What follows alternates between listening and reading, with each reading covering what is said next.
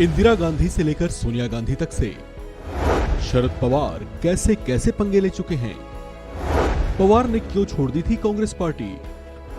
38 की उम्र में कैसे बन बैठे थे सीएम?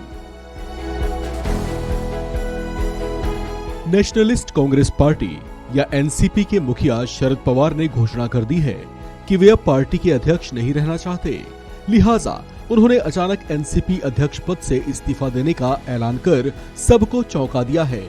ये महाराष्ट्र की राजनीति में एक बड़ा नाम है, जिन्हें यहाँ की राजनीति का चाणक्य भी कहा जाता है।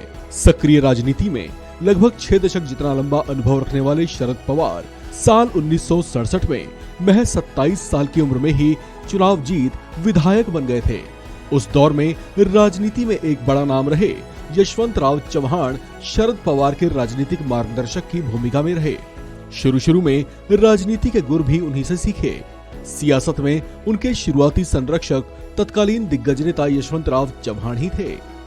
बहुत कम उम्र में ही सक्रिय राजनीति में डेब्यू करने वाले शरद पवार की इमेज शुरू में एक एंग्री यंग पॉलिटिशियन की थी। ये वही थे जो तत्कालीन प्रधानमंत्री इंदिरा गांधी तक से बगावत कर बैठे थे। वो दौर था जब देश में आपातकाल की घोषणा की गई थी। इस बात से नाराज शरद पवार ने कांग्रेस पार्टी को ही गुड बाय कह दिया था। इसके बाद उन्होंने अपना दम और राजनीतिक कौशल का परिचय देते हुए महाराष्ट्र में जनता पार्टी के सहयोग से सरकार का भी गठन किया और पहली बार मुख्यमंत्री के पद पर आसीन हुए थे। उनकी इस सफलता का लोहा तब कांग्रेस पार्टी ने भी माना था। हालांकि जब साल 1980 में जब इंदिरा गांधी सरकार में वापस लौटी तो महाराष्ट्र में पवार सरकार को बर्खास्त कर दिया गया। इसके बाद शरद पवार ने साल 1983 में एक बड़ा कदम उठाते हुए एक नए दल कांग्रेस पार्टी सोशलिस्ट का गठन किया। इस तरह से ये उनकी राजनीति में एक नया चैप्टर साबित हुआ, क्योंकि उसी साल हुए चुनाव में पवार पहली बार बारामती से लोकसभा चुनाव जीतकर संसद पहुंचे। लेकिन सफलता के आयाम तो अभी बाकी थे। उस दौर में उनकी पार्टी इतनी ज्यादा लोकप्रिय हुई कि साल 1985 में महाराष्ट्र विधानसभा चुनाव में इनकी कांग्रेस पार्टी सोशलिस्ट ने कुल 54 सीटों पर जीत के झंडे गाड़ दिए। हालांकि वे सरकार तो नहीं बना पाए, लेकिन पहले ही चुनाव में ऐसी सफलता के बाद वे वापस प्रदेश की राजनीति में लौट आए। लेकिन ट्विस्ट तो अभी बाकी था, क्योंकि कांग्रेस अपने इस पुराने सूरमा की सफलता देख चकित थी।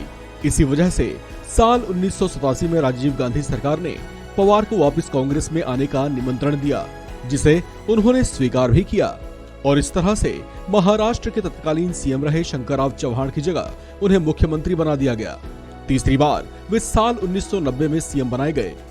साल 1991 में राजीव गांधी की हत्या के बाद शरद पवार, नरसिम्हा राव और एनडी तिवारी के नाम की चर्चा प्रधानमंत्री पद के तौर पर होने लगी। हालांकि मौका नरसिम्हा राव को मिला और इस तरह से शरद पवार का एक सुनहरा ख्वाब ही रह गया। इसके बाद वे वापस महाराष्ट्र की राजनीति में व्यस्त हो गए।